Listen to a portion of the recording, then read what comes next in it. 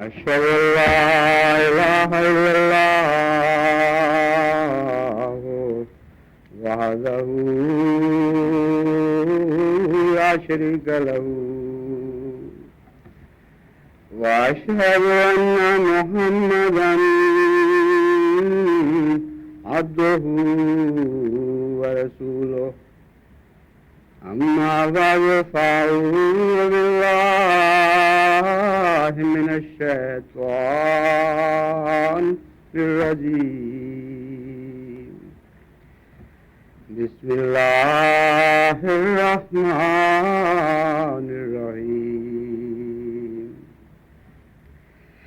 الحمد لله رب العالمين الرحمن الرحيم مالك يوم الدين إياك نعبد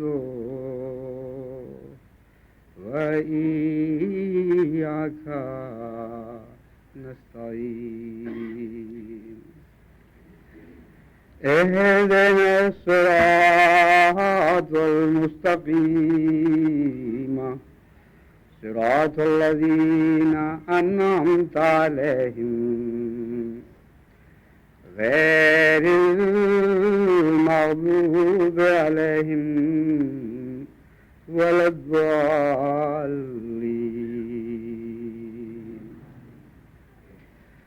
وإذ قال إبراهيم رب اجعل هذا البلد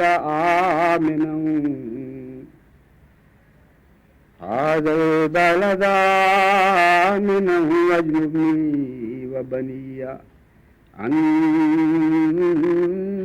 نعبد الأصنام رب إنهن أضلن كثيرا من الناس فمن تبعني فإنه مني ومن عصاني فإنك غفور رحيم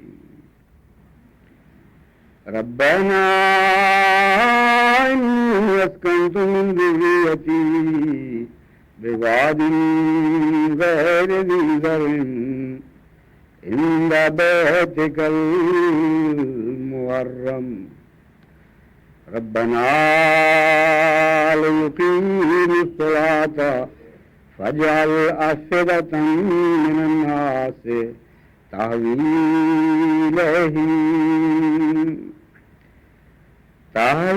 إليهم وارزقهم من الثمرات لعلهم يشكرون ربنا إنك تعلم ما نخفي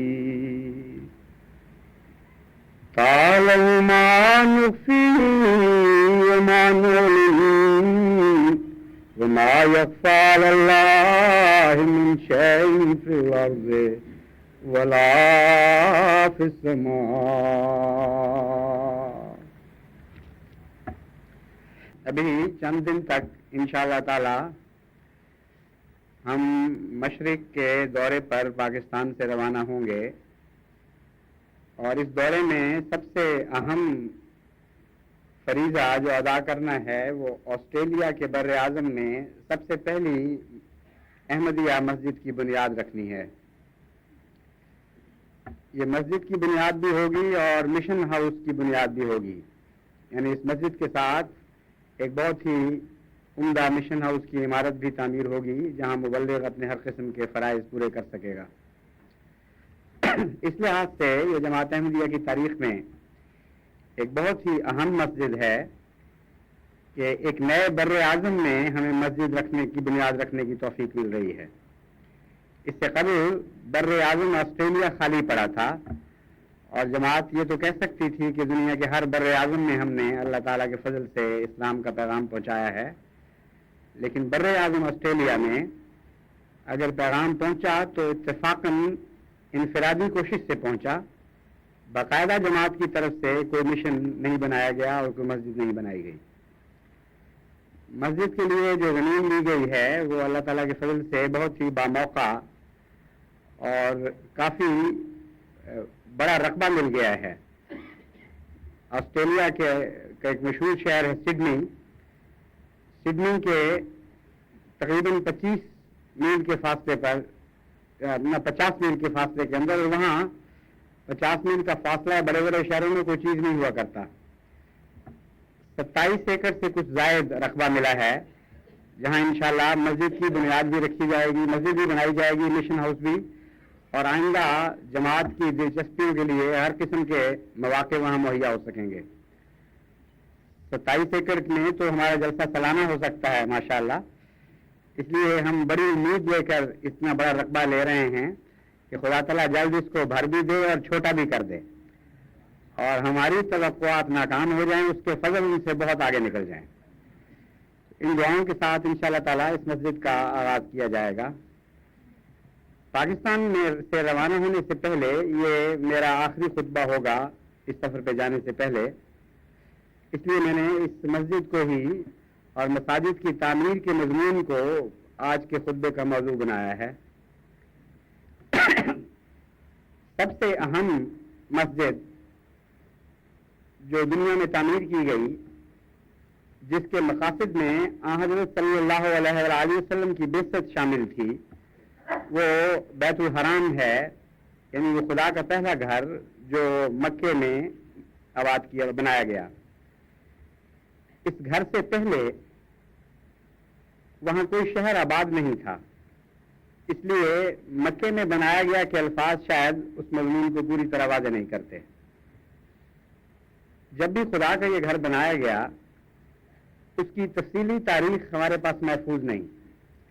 صرف قرآن کریم سے یہ پتہ چلتا ہے کہ ان اول بیت وضع للناس للذی ببکہ تھا, کہ وہ پہلا گھر جو خدا کی عبادت کی خاطر تمام بنی نوع انسان کے لیے بنایا گیا. للناس کے لفظ میں مذہبی تفریق کوئی نہیں رکھی یہاں, بلکہ ایسا فقرہ خدا تعالیٰ نے استعمال فرمایا جس سے معلوم ہوتا ہے کہ یہ گھر نہ مسلمانوں کا ہے, نہ ہندوؤں کا, نہ عیسائیوں کا, کسی مذہب کا نہیں, بلکہ تمام بنی نوع انسان کے لیے خدا تعالیٰ کی عبادت کی خاطر بنایا گیا. اور مقصد کیا تھا؟ مقصد یہ تھا کہ آئندہ زمانے میں اس گھر میں وہ نبی پیدا ہوگا جس کے ذریعے سارے بنی نوع انسان اکٹھے ہوں گے. امر واقعہ یہ ہے کہ 2 ہی دفعہ دنیا ایک ہاتھ پر اکٹھی ہو سکتی ہے, ایک آغاز پر اور ایک انجام پر. آغاز حضرت آدم کے ذریعے ہوا نبوت کا, اور اس وقت کوئی تفریق نہیں تھی, اس وقت بھی ناس ہی تھے مخاطب, کوئی مذہبی امتیاز نہیں تھا. اور پہلا گھر حضرت آدم نے غالباً یہ بنایا ہے, کیونکہ حضرت آدم نے لازماً کوئی مسجد بنائی ہوگی اور اس سے پہلے نبوت کا پتہ نہیں چلتا, تو معلوم ہوتا ہے کہ حضرت آدم نے اس گھر کی بنیاد رکھی ہے. اور اس وقت چونکہ مذاہب کی تفریق نہیں تھی, اس لیے للناس تھے آپ بھی, تمام بنی نوع انسان اور حضرت آدم ایک ہی چیز کے 2 نام تھے. آپ ہی بیچ تھے اس آدمیت کا جس کو خدا تعالیٰ نے اپنے مکالمہ مخاطبہ کے لیے چنا. اور دوسری مرتبہ تب بنی نوع انسان کو مخاطب کیا جا سکتا تھا جب سارے بنی نوع انسان کو اپنی طرف بلانے والا رسول آ جائے, یعنی حضرت محمد مصطفیٰ صلی اللہ علیہ وآلہ وسلم. اس لیے یہ عبارت بڑی فصیح و بلیغ اور معنی خیز ہے. ان اول بیت وضع للناس, یہ نہیں فرمایا کہ پہلا گھر جو تھا وہ ابراہیم کے لیے بنایا گیا یا داؤد کے لیے بنایا گیا یا موسیٰ کے لیے یا نوح کے لیے, بلکہ یہ فرمایا کہ یہ ناس کے لیے بنایا گیا ہے. جب بنایا گیا تھا اس وقت بھی سارے بنی نوع انسان اس سے وابستہ تھے, اور اس کا انجام بھی ایسا ہوگا کہ تمام بنی نوع انسان اس گھر پر اکٹھے ہوں گے, یعنی رحمت للعالمین اور کافۃ للناس رسول ظاہر ہو چکا ہوگا. اس لیے میں نے کہا کہ اس کے مقاصد میں سب سے بڑا مقصد حضرت محمد مصطفیٰ صلی اللہ علیہ وآلہ وسلم کی بعثت تھی. گویا آپ کے پیدا ہونے پر اس گھر کے مقاصد کی تکمیل ہوئی. وہ توحید کا علمبردار, وہ خدا واحد کی پرستش کرنے والا آ گیا جس کی پرستش ہی خدا کو مقصود اور منظور تھی, اور اس کی عبادت کے مقابل پر ساری کائنات کے عبادت کرنے والوں کی عبادت ہیش تھی. اس موقع پر جبکہ یہ عظیم الشان گھر آباد ہوا، کیا واقعات گزرے اس کا تاریخ انسانی کوئی ذکر نہیں کرتی. صرف ایک قرآن کریم ہے جس نے یہ ذکر فرمایا ہے کہ پہلا گھر اللہ کی عبادت کے لیے وہی ہے جو بکہ کے پاس موجود ہے. البتہ قرآن کریم نے اس کی تعمیر نو کا کسی قدر تفصیل سے ذکر فرمایا ہے. یہ فرمایا ہے کہ جب حضرت ابراہیم علیہ الصلوۃ والسلام نے اس گھر کو اللہ کے منشا کے مطابق دوبارہ آباد کرنے کا فیصلہ کیا تو اس وقت کیا واقعات گزرے. وہ ایسے واقعات ہیں جن کو ہمیشہ کے لیے محفوظ کر دیا گیا ہے ان لوگوں کی خاطر جو خدا کا گھر بنانے کی نیت کرتے ہیں. ابراہیم کی پاک سنت پر عمل کیے بغیر اگر کوئی گھر بنایا جاتا ہے تو اس کی کوئی بھی حقیقت نہیں ہے. اگر وہ روح اس میں نہیں ہے گھر بنانے میں جو ابراہیم کے پیش نظر تھی تو تب بھی اس گھر کی کوئی حیثیت نہیں ہے. بڑے بڑے شاندار گھر بناتے ہیں خدا کی خاطر لوگ، ارب روپیہ خرچ کر دیتے ہیں، مگر اس گھر سے اس کی کوئی بھی نسبت نہیں جو حضرت ابراہیم علیہ السلام نے اثر نو تعمیر کیا تھا. اور وہاں کسی بادشاہت کا روپیہ استعمال نہیں ہوا، کوئی بڑے بڑے انجینئر نہیں آئے، کوئی عظیم الشان معمار اکٹھے نہیں کیے گئے دنیا سے ماہرین فن، کوئی قومی مزدور نہیں بنائی گئی. اللہ تعالیٰ اتنا فرماتا ہے کہ جب وہ تعمیر نو ہوئی خانہ کعبہ کی تو باپ معمار تھا اور بیٹا مزدور،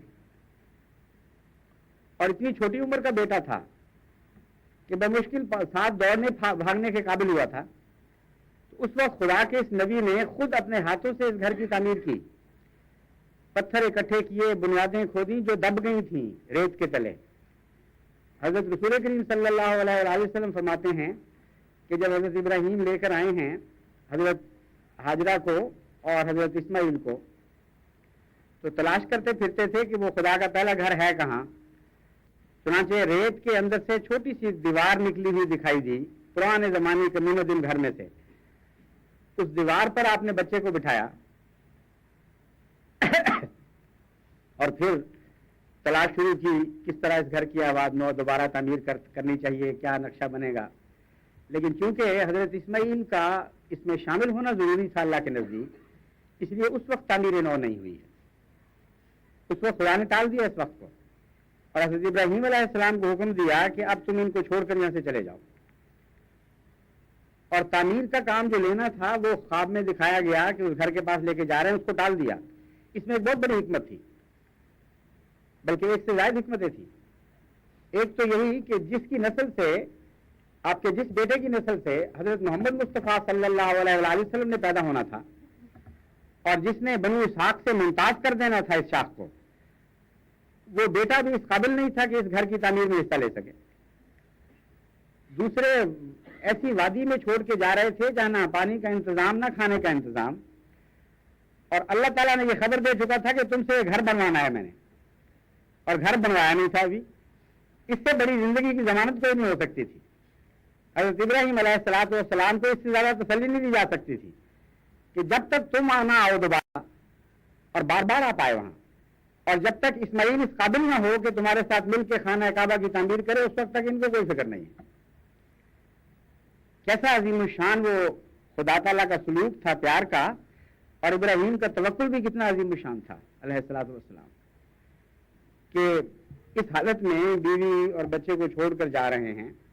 اور پھر بیوی کا اپنا یہ حال تھا، ایسی ایمانی کیفیت تھی کہ حضرت صلی اللہ علیہ وسلم فرماتے ہیں کہ جب وہ چھوڑ کر جانے لگے تو اچانک رخصت ہوئے، ایک طرف کو رخ اختیار کر لیا اور بیوی اور وہی تھی اور بچہ وہیں پڑا ہوا تھا. ایک مشکیزہ دے گئے پانی کا اور کچھ کھجوریں چھوڑ گئے. حضرت حاجرہ کو محسوس ہوا کہ یہ تو ہمیں چھوڑ کر جا رہے ہیں کہیں. انہوں نے آوازیں دی لیکن کوئی جواب نہیں دیا.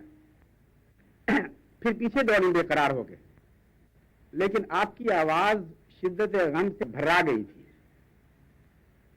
آنسو آ رہے تھے، ڈر تھا کہ میں بات کروں گا تو رو پڑوں گا، اور اس موقع پر پورا صبر کرنا چاہتے تھے. اس لیے آپ جواب نہیں دیتے تھے، نہ مڑ کے دیکھتے تھے. آخر حضرت حاجرہ نے ایک سوال صرف کیا. انہوں نے کہا مجھے صرف اتنا بتا دیں کہ کیا خدا کی خاطر ایسا کر رہے ہیں؟ کیا اللہ کا حکم ہے؟ پھر میں راضی ہو جاؤں گی، پھر مجھے کوئی پرواہ نہیں۔ اور اس سوال میں بھی ایک بڑی عجیب بات تھی، عورت کی فطرت کا ایک خاص راز تھا اس سوال میں۔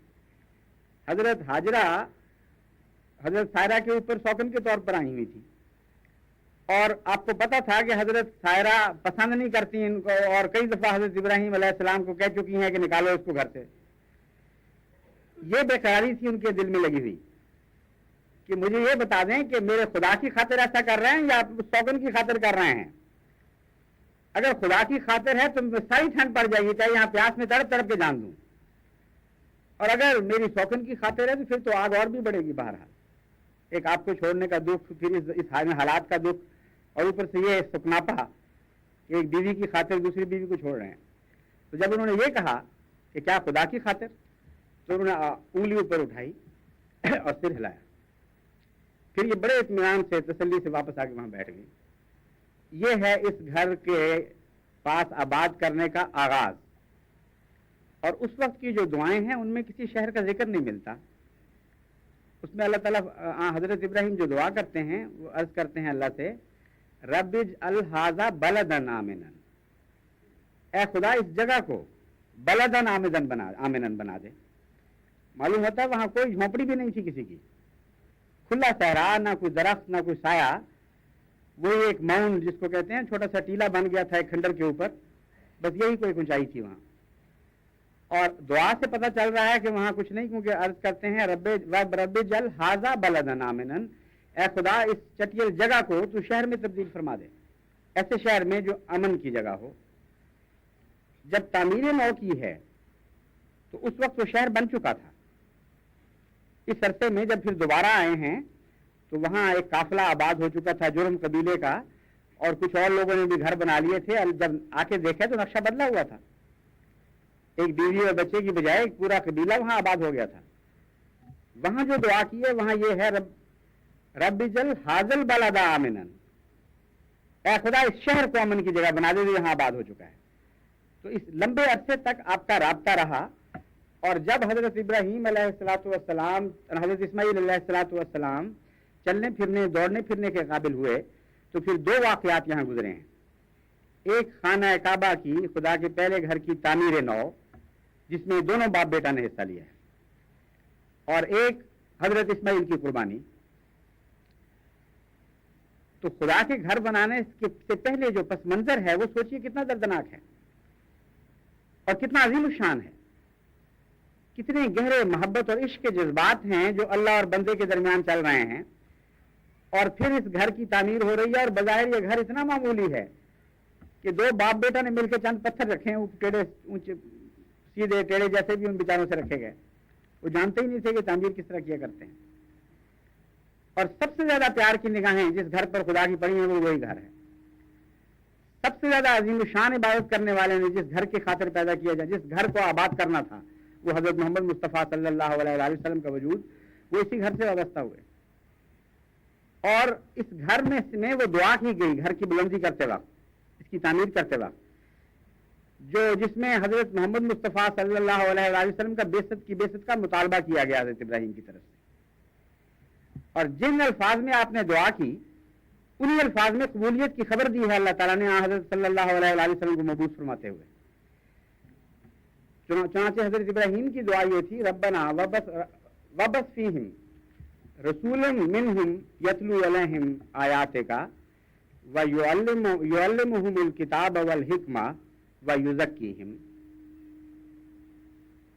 اے ہمارے رب ابث فیہم، ان لوگوں میں، یہ گھر جو میں نے آباد کیا ہے ان میں وہ نبی مبعوث فرما دے جس کی خوشخبریاں تو ہمیشہ سے دیتا چلا آیا ہے نبیوں کو، وہ مراد ہے۔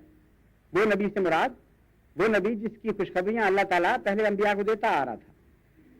فرمایا اے خدا اس گھر سے زیادہ اور کوئی گھر مستحق نہیں ہے جس کو میں اور میرا بیٹا بنا رہے ہیں، اور جو ایسی عظیم شان قربانیوں کے ساتھ بنایا گیا ہے کہ تو یہاں وہ نبی مبعوث فرما۔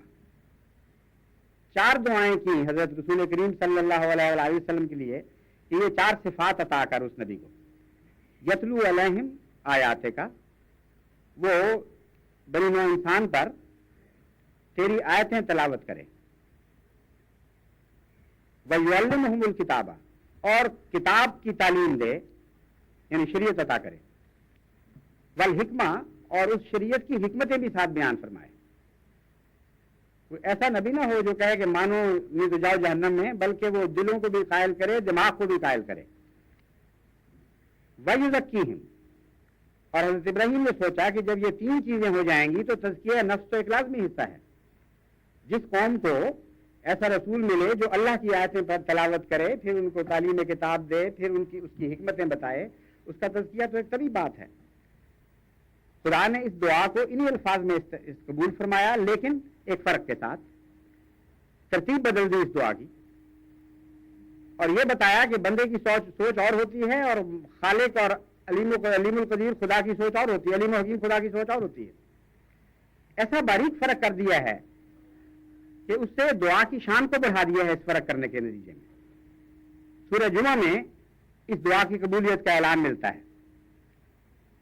فرمایا هو الذی بعث فی الامیین رسولا منہم. دیکھو ابراہیم کی دعا سنی گئی، وہی خدا ہے یہ جس نے ان لوگوں میں سے وہ رسول برپا کر دیا جس کے متعلق مانگا گیا تھا. یتلو علیہم آیاتہ ویزکیہم ویعلمہم الکتاب والحکمہ. وہ ان پر آیات، اللہ تعالیٰ کی آیات پڑھ کے سناتا ہے. ویزکیہم، یہاں تزکیہ جو سب سے آخر پر رکھا تھا حضرت ابراہیم نے، اس کو پہلے لے آیا اللہ تعالیٰ. پہلے پاک کرتا ہے، وَيُعَلِّمُهُمُ الْكِتَابَ وَالْحِکْمَةَ، پھر تعلیم کتاب دیتا ہے، پھر ان کو حکمتیں بتاتا ہے. اگر آپ غور کریں تو حیرت انگیز اصلاح فرمائی ہے صرف ترتیب بدلنے سے اللہ تعالیٰ نے، اور اسلام کی شان کی طرف بھی روشنی ڈال دی کہ کتنا عظیم الشان مذہب ہے جو اب ظاہر ہونے والا ہے. پہلے مذاہب کی انتہا ہوا کرتی تھی تزکیہ.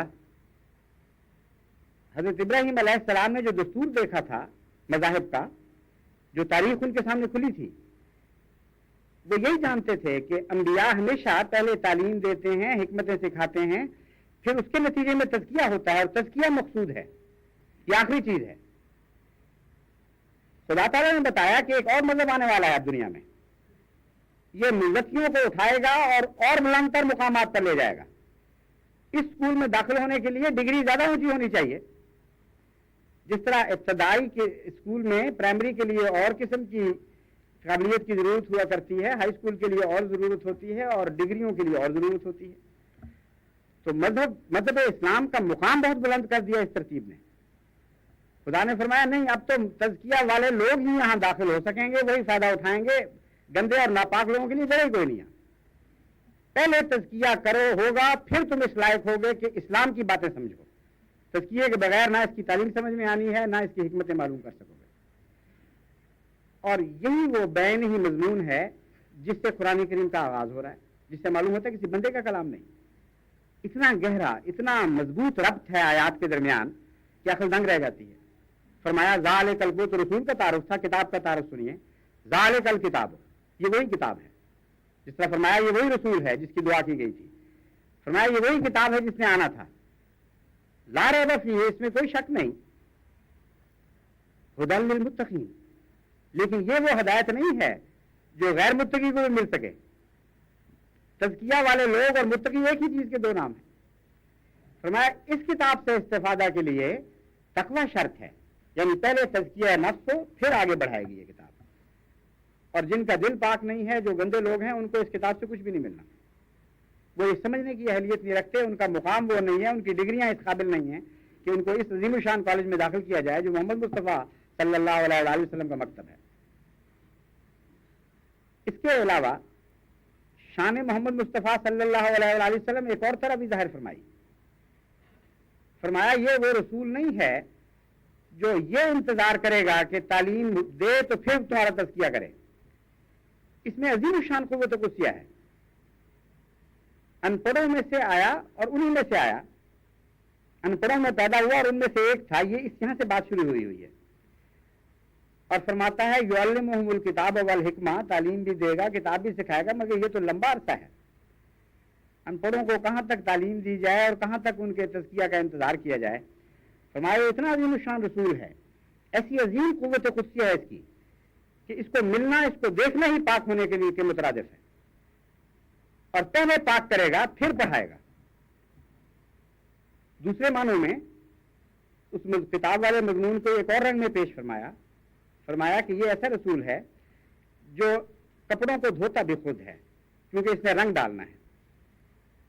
جس طرح ایک اچھا رنگ ریز ایسے رنگ کے متعلق جو ہر کپڑا پکڑ نہیں سکتا، اس کے داغ پہلے صاف کرتا ہے، اس کو اچھی طرح تیار کرتا ہے اس رنگ کو قبول کرنے کے لیے. تو اللہ تعالیٰ فرماتا ہے کہ محمد مصطفیٰ صلی اللہ علیہ وآلہ وسلم جو رنگ دینے آئے ہیں تمہیں، وہ ہر کپڑے پر چڑھ نہیں سکتے، لیکن اب تم مطالبہ کرو گے کہ ہم کیسے تیار ہوں. فرمایا نہیں، محمد مصطفیٰ سے تعلق رکھ لو، یہ خود تمہیں صاف کرے گا، خود تیار کرے گا، وہ دلوں کو پاکیزگی بخشے گا، جس کے بعد پھر اسلام کی تعلیم سمجھ آ سکتی ہے اور اس کی حکمت سمجھ آ سکتی ہے. اسی لیے حضرت مسیح موعود علیہ الصلوۃ والسلام نے حضرت صلی اللہ علیہ وآلہ وسلم کو مخاطب کرتے ہوئے وہ شعر کہا جو آپ کے شدید ترین دشمن بھی سنتے تھے اور سر سنتے تھے، اور بعد نے اپنی مساجد کے اوپر اس شعر کو لکھوایا. وہ یہ تھا کہ اگر خواہی دلیلی عاشق اشباش محمد ہست برہان محمد، کہ اے محمد مصطفیٰ کی صداقت کی دلیل ڈھونڈنے والے، کیا کبھی تو نے سورج کی صداقت کی بھی دلیل ڈھونڈی ہے؟ سورج تو اپنی صداقت کی دلیل آپ ہوا کرتا ہے. یہ تو ایسا سچائی اور پاکیزگی کا سورج چڑھ گیا ہے کہ پہلی مرتبہ دنیا میں یہ واقعہ ہوا ہے کہ اپنی دلیل لے کر خود آیا ہے یہ حسن کامل. اس لیے تم اگر دلیل ڈھونڈتے ہو تو عاشق ہو جاؤ، اس کے سوا کوئی دلیل نہیں ہے. محبوب ظاہر ہو چکا ہے دنیا کا، محمد ہست برہان محمد، محمد کے سوا محمد کی دلیل ہی کوئی نہیں. سب سے زیادہ شاندار دلیل آپ کی صفات حسنہ ہے، آپ کی قوت قدسیہ ہے، اور وہ سب کو پاک کرتی ہے اور پھر ان الہی رنگ چڑھانے کے لیے تیار کرتی ہے. چنانچہ یہ دعا تھی حضرت ابراہیم علیہ الصلوۃ والسلام کی اس چھوٹے سے کھنڈر کے اوپر،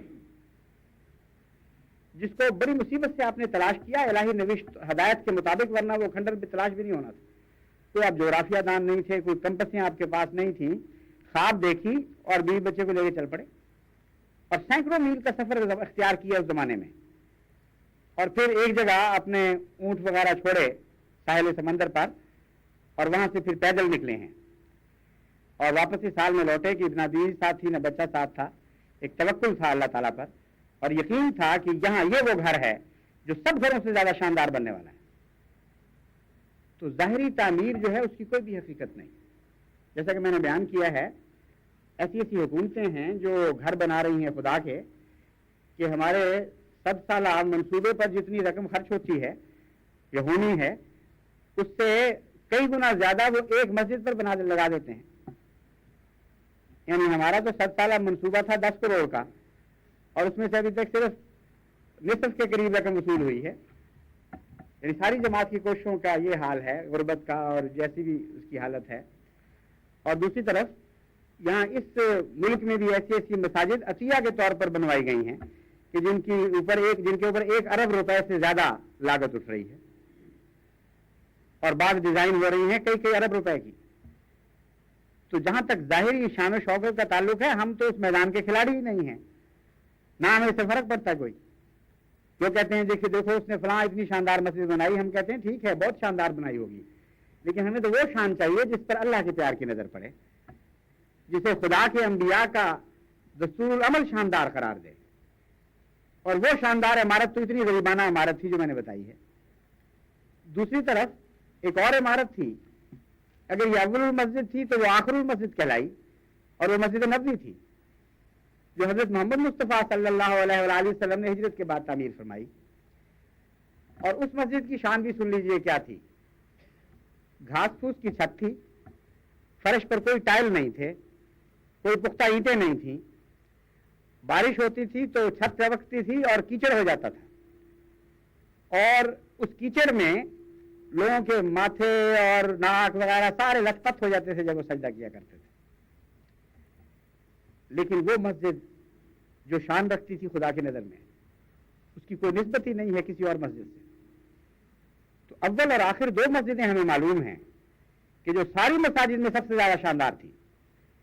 اور میری دعا ہے کہ ہم ہمیشہ جب بھی مسجدیں بنائیں انہی مساجد کے نمونے پر بنائیں، اسی طرح دعاؤں کے ساتھ اور گریہ ازاری کے ساتھ بنائیں، اور بھول جائیں اس بات کو کہ ان کی ظاہری شان شوکت کچھ دنیا کو پسند بھی آتی ہے کہ نہیں.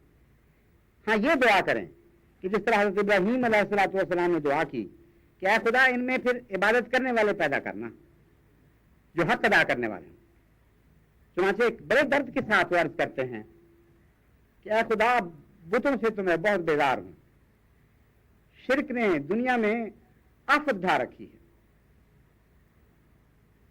وجنبنی و بنی ان نعبد الاصنام، مجھے اور میرے بیٹے کو تو خدا محفوظ رکھنا، کسی قسم کا کوئی شرک ہم نہ کرنے والے ہیں. رب انہن اضللن کثیرا من الناس، اے خدا بہت دنیا کو بتوں نے تباہ کیا ہے اور شرک نے ہلاک کر دیا ہے. فمن تبعنی فانہ منی، بس اے خدا جو میری پیروی کرے گا وہ تو شرک سے پاک رہے گا، وہ میرا ہے.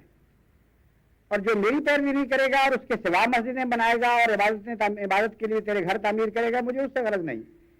لیکن میں اس کے متعلق بھی اتنا عرض کرتا ہوں فإنک غفور الرحیم، تو ہے تو غفور الرحیم نا، ان کے لیے بھی بخشش کی سامان کرنا.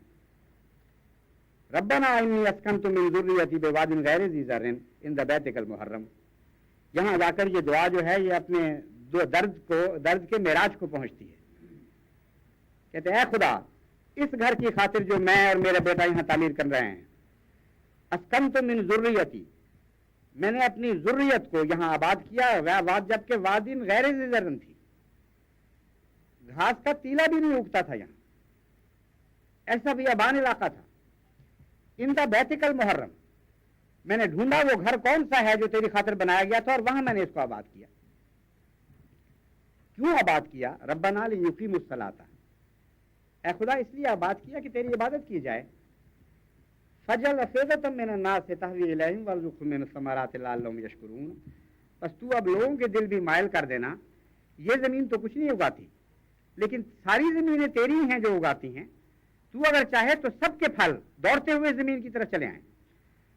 بس دنیا کی زمینیں جو پھل اگائیں گی، میری دعا یہ ہے کہ اس زمین کی طرف ان کا رخ پھیر دینا، اور یہاں رہنے والوں کو یہ شکوہ نہ رہے کہ ہمیں وادن غیر ذی زرع میں آباد کیا گیا تھا. اور اے خدا انک تعلم ما نخفی وما نعلن، بہت بڑے دعوے میں نے کیے ہیں کہ تیری خاطر سب کچھ کر رہا ہوں، لیکن یہ بھی جانتا ہوں کہ بعض ایسی باتیں بھی ہیں جو مجھے نہیں معلوم اپنے دل کی اور تو جانتا ہے. اس لیے انسانی دعوے کی کوئی بھی حیثیت نہیں. جتنے بڑے نیک نیتی کے اور عظیم الشان ارادوں کے دعوے کر رہا ہو، آخر پر حضرت ابراہیم نے جو عاجزانہ بات کی وہی بات جا کے تان ٹوٹتی ہے. انک تعلم ما نخفی وما نعلن، تو جانتا ہے کہ ہم جسے چھپائے ہوئے ہیں اور جسے ظاہر کر رہے ہیں. وما یخفی علی اللہ من شیء فی الارض ولا فی السماء، اور اللہ پر زمین و آسمان کی کوئی چیز چھپی ہوئی نہیں ہے. بس جماعت احمدیہ کو ان دو مساجد سے جن کا میں نے ذکر کیا ہے، اول بیت اور آخر المساجد، ان سے سبق لینا چاہیے اور یاد رکھنا چاہیے کہ یہ مساجد محض عبادت کی خاطر تعمیر کی گئی تھی. اگر ہم ساری دنیا میں مساجد آباد کرنے کا پروگرام بنا لیں، اگر خدا ہمیں توفیق دے کہ بر اعظم کا کیا سوال، ہر ملک، ہر شہر اور ہر بستی میں مساجد بنائیں، لیکن مساجد بنانے والوں کے دل تقویٰ سے خالی ہوں اور وہ خود خدا کے گھروں کا آباد کرنے کی اہلیت نہ رکھتے ہوں. اگر ان کے اندر وہ ابراہیمی صفت نہ ہو، وہ حضرت صلی اللہ علیہ وآلہ وسلم کی عبادات کا رنگ نہ ہو، وہ خالص نیتیں نہ ہوں جو اللہ کے لیے خالص ہو جایا کرتی ہیں، وہ زینتیں نہ ہوں جو زینتیں لے کر متقی خدا کے گھروں تک پہنچا کرتے ہیں، تو پھر ان گھروں کی تعمیر کوئی بھی حقیقت نہیں رکھتی. یہ سارے سفر بیکار ہیں، یہ سارے پیسے ضائع کیے جا رہے ہیں، ان میں کوئی حقیقت نہیں. اس لیے ہر دفعہ جب جماعت احمدیہ کوئی مسجد بناتی ہے تو ایک نئے عزم کے ساتھ ہمیں عبادت پر قائم ہو جانا چاہیے. میں اس یقین کے ساتھ اس ملک سے رخصت ہوں کہ جماعت احمدیہ میں جو پہلے عبادت میں کمزور تھے اب وہ اور زیادہ وہ مضبوط ہو گئے ہیں، اور جو پہلے عبادت کرتے تھے وہ پہلے سے بھی بڑھ کر عبادت کا حق ادا کرنے لگے. وہاں محسوس ہے مجھے کہ جماعت اپنی عبادت میں اس طرح ترقی کر رہی ہے کہ اللہ تعالیٰ کے رحم اور پیار کی نظریں ہم پر پڑ رہی ہیں. آپ کی عبادت ہی ہے جس نے اس پروگرام کو رونق بخشنی ہے. آپ کی عبادت ہی ہے جو اس پروگرام میں خلوص بڑھے گی، سچائی بڑھے گی. ورنہ دنیا، جیسا کہ میں نے کہا ہے، دنیا تو اس سے بہت بڑی بڑی مسجدیں بنا رہی ہے، اس کے مقابلے پر ہماری مسجد کی کوئی بھی حیثیت نہیں.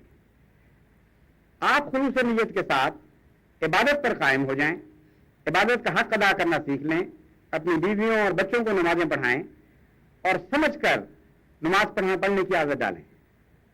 پیار اور محبت پیدا کریں اللہ تعالیٰ کی. پھر دیکھیں کہ جس طرح اس گھر کی طرف لوگوں کے دل مائل ہو گئے تھے، اسی طرح اس نئے گھر کی طرف بھی اہل آسٹریلیا کے دل مائل ہو جائیں گے. پھر کوئی دنیا کی طاقت ان کو روک نہیں سکے گی اس گھر میں آنے سے.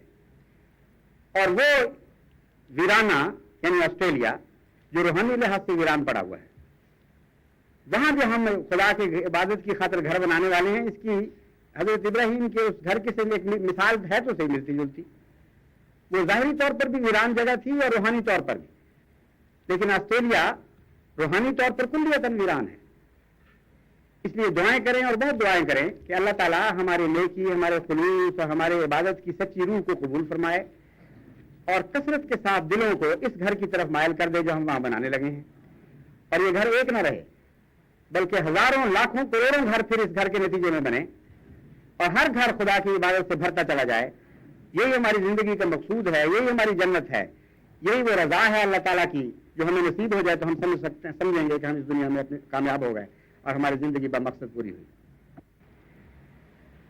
الحمدللہ نحمدہ ونستعینہ ونستغفرہ ونؤمن بہ ونتوکل علیہ ونعوذ باللہ من شرور انفسنا ومن سیئات اعمالنا ومن يهده الله فلا مضل له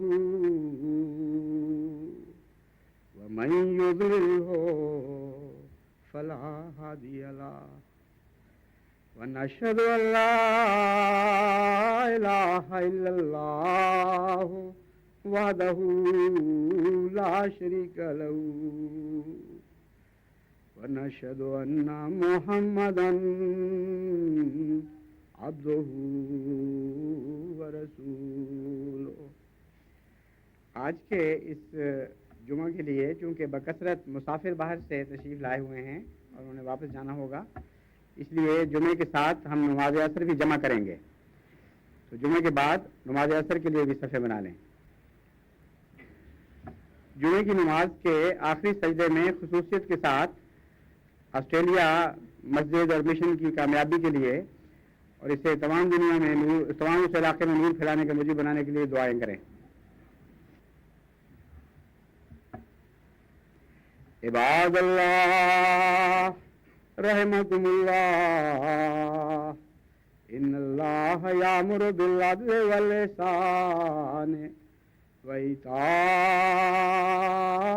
ذی القربی وینہی عن الفحشاء والمنکر والبغی یعظکم لعلکم تذکرون. اذکروا اللہ یذکرکم وادعوہ یستجب لکم ولذکر اللہ اکبر.